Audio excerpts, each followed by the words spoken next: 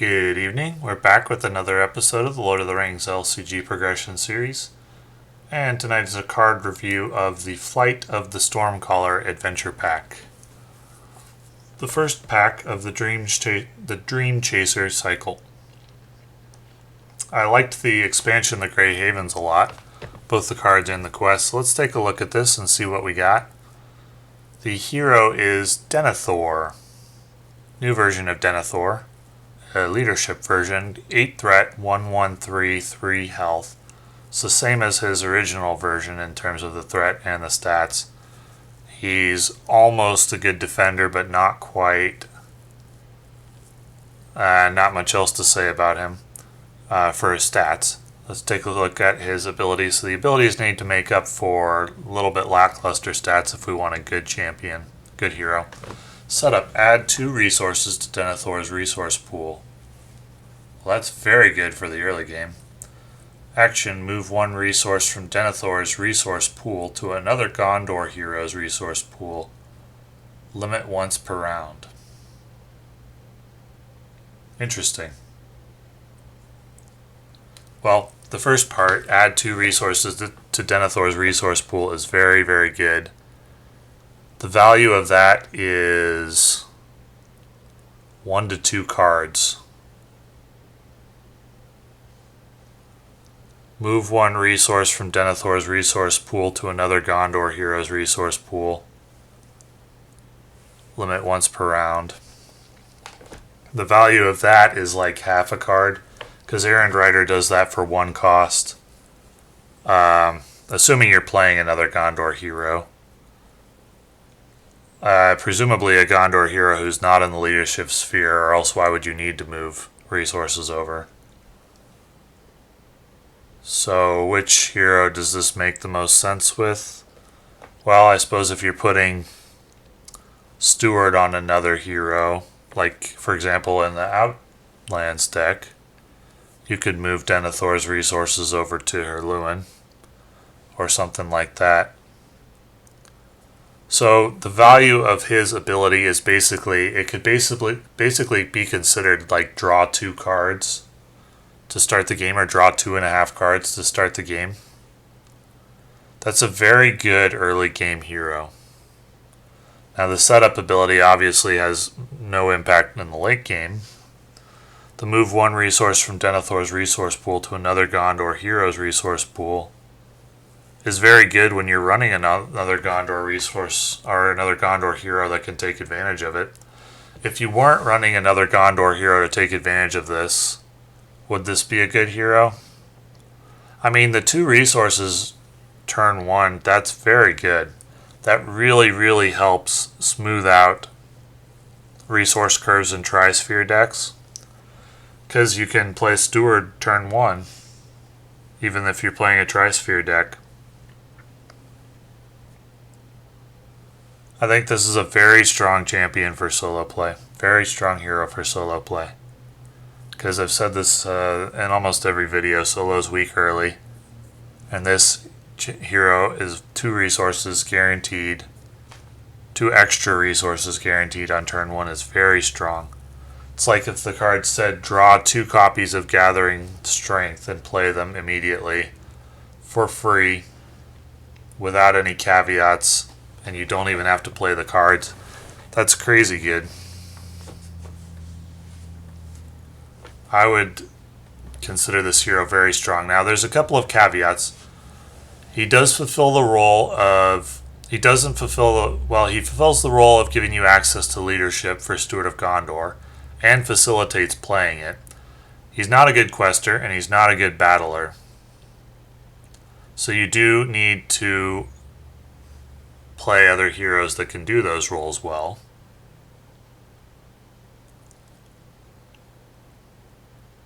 But if he fits in the deck, because you've got strong questing or you've got strong battling already if you need it, this ability is very, very good in the early game. Can really help with some of the early game challenges. So I like this hero a lot. Very strong hero. Especially with another Gondor hero that can take advantage of the ability.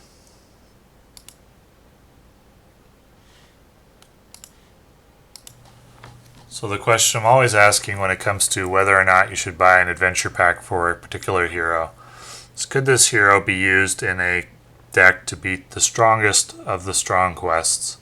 In the case of Denethor, I think yes, there is a spot for him in very strong decks. He's a very strong hero. So we're off to a great start with this cycle. Rod of the Steward, 0 cost, attached to a Gondor hero. Spend 2 resources from attached hero's resource pool to draw 1 card. Well, it's okay if you have a lot of extra resources but not a lot of cards. I wouldn't do that early game. 2 resources, you're usually going to have a use for them. Playing a card from hand and spending them to draw a card would be slow. Denethor does get off to a fast start, so maybe you don't care that much if you then immediately follow it up by slowing things down. But in that case, why play Denethor? You play Denethor to get off to a fast start. So I like Rod of the Steward as like an endgame card when you've got too many resources. Would I run it? As an endgame card, it's okay. I'd rather kind of design my deck so that it doesn't generally have a lot of resources with no use for them. So I probably wouldn't run this card. It's possible, though. But probably not. I don't think it's that strong.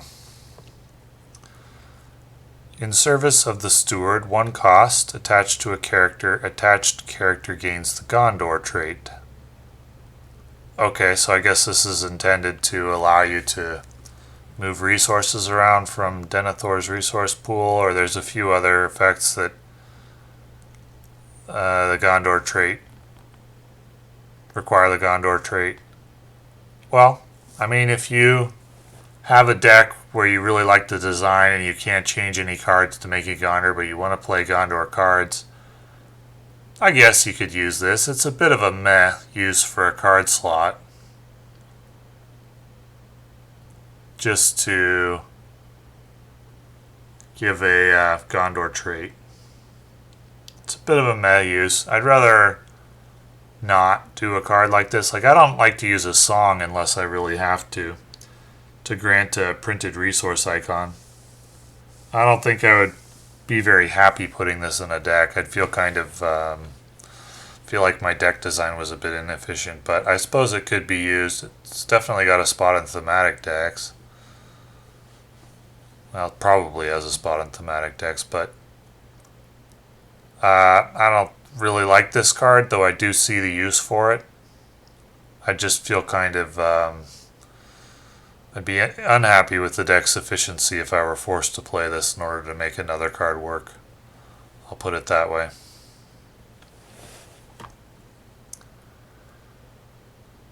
Zane Silverbeard, 3 costs, 0/3/2, 2 health. Response: after Zane Silverbeard participates in an attack that destroys an enemy, spend 1 tactics resource to deal 2 damage to another enemy that shares a trait with the destroyed enemy. Any player may trigger this response.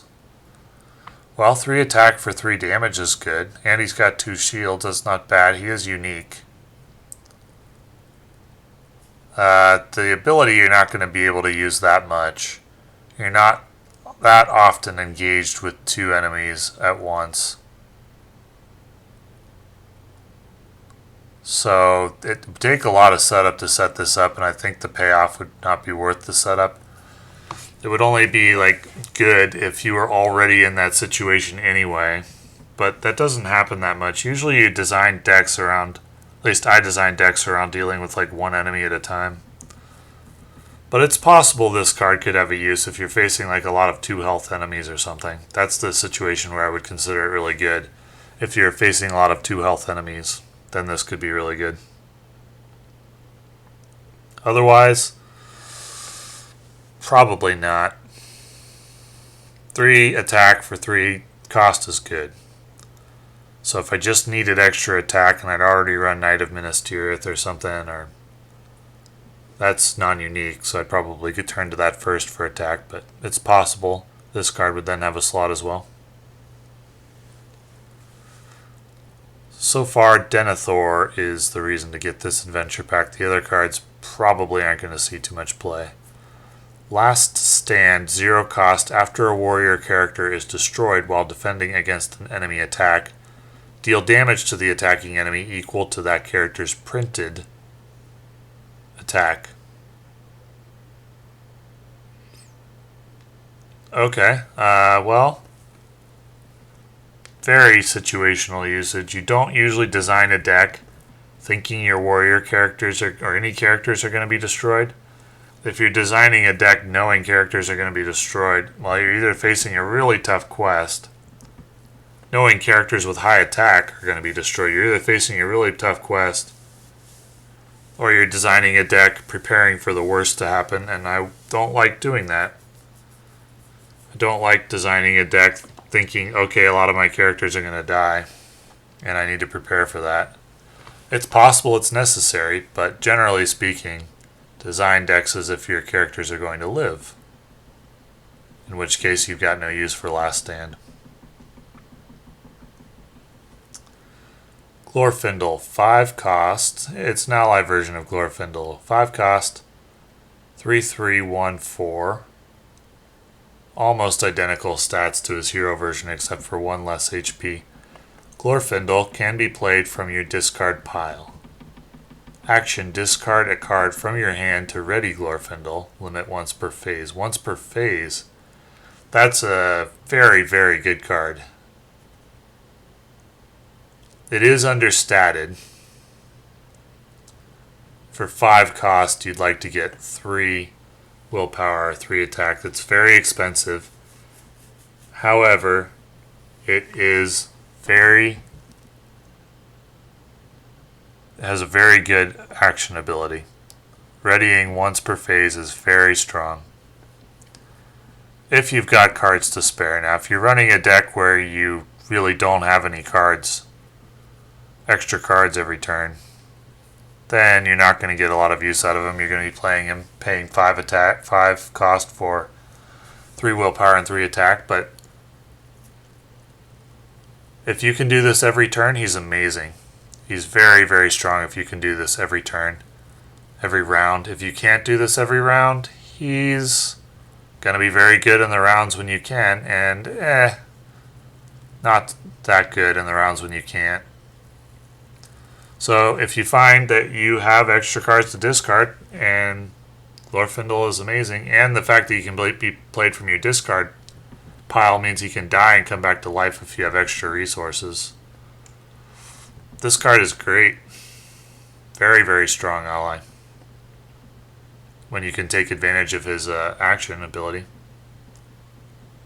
Very, very strong. Would I play him knowing I could never take advantage of his action? No.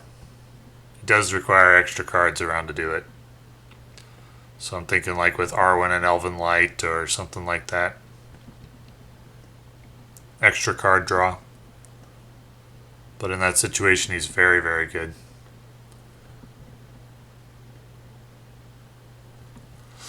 Tides of Fate, 0 cost. When a shadow card increases an enemy's attack by any amount, increase the defending character's shields by 3 for that attack.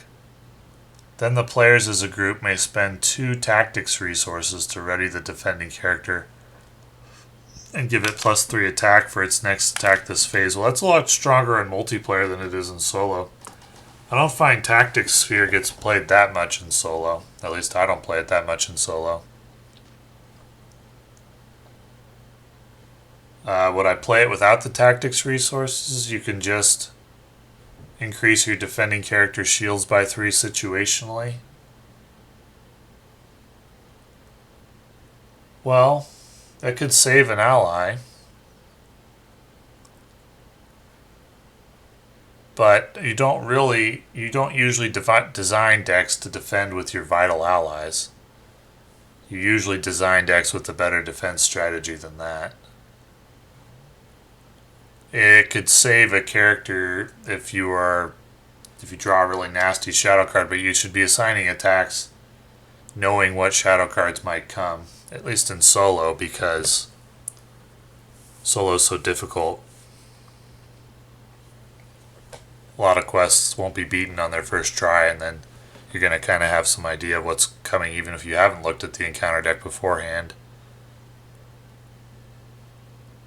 So, in terms of an emergency use card, it kind of reminds me of Last Stand, where it's like a card for if things are going poorly, and I don't like cards like that. I plan as if things are going to go well. And deck building, I don't like to include cards thinking, well, if things go poorly, then I'll play this card. I build decks thinking things are going to go well with this deck, and therefore I will play cards that are good when things are going well.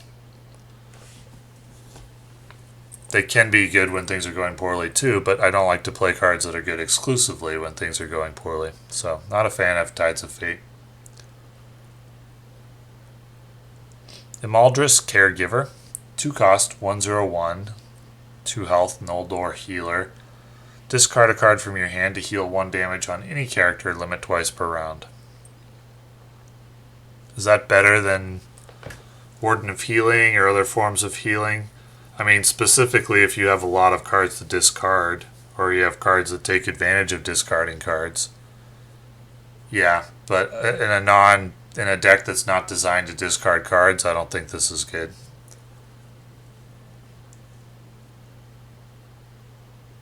If your deck is designed around discarding cards, and you're playing lore, and you need healing, then this card might be worth a look, but that's very situational. Very situational. We get a lot of different cards from the lore sphere that have a variety of different ways to heal. None of them are incredibly good. Many of them are very situational. Add this to the list, I guess. We've already got 2 very strong cards for this adventure pack in Glorfindle and Denethor. So Heed the Dream, 1 cost, choose a player. That player searches the top 5 cards of his deck for a card and adds it to his hand and shuffles his deck. Then the players as a group may spend 3 leadership resources to have that player search his deck for another card and add it to his hand and shuffle his deck.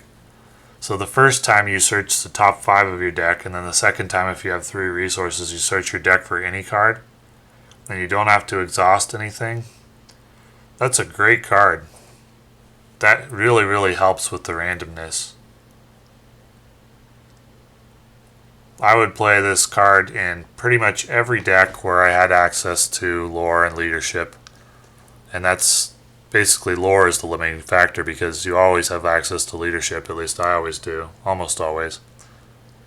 So if you have access to lore, I'd put this card in your deck. That's a very, very strong card.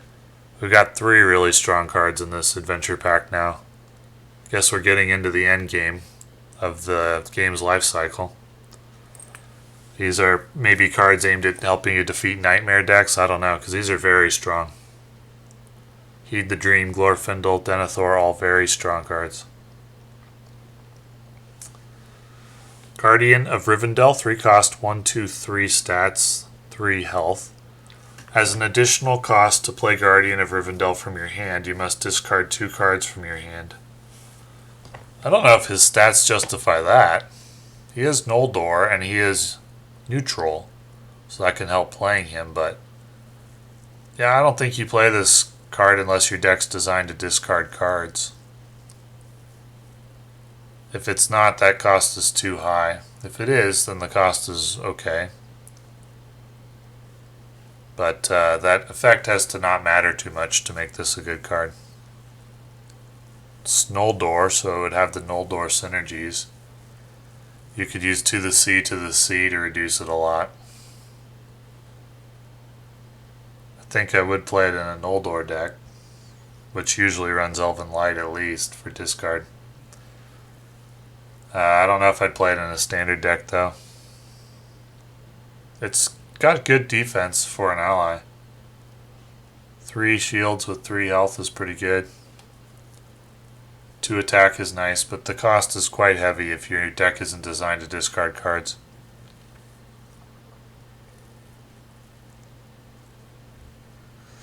Vanish from sight, 0 cost, play only if you control 2 or fewer heroes. I've never played a deck like that.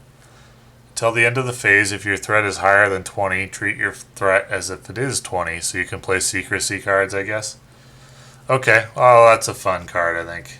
I've never played a deck where I only controlled 2 heroes, so that'd be a fun thematic card. I don't think it makes it worth it to play 2 heroes. Certainly. That scenario is kind of niche too. If you're playing 2 heroes and your threat's gotten out of control, then you can still play your secrecy cards. That card's a fun card. Would be shocked to see it in a very good deck, at least at this point in the game. That is a fun card.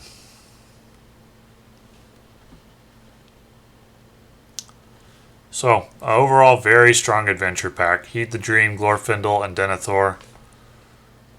Very, very strong if you're taking on very tough quests. I like this adventure pack a lot, and I liked the expansion, the Grey Havens, a lot. So 2 in a row. Very good. Good cards. Thanks for watching.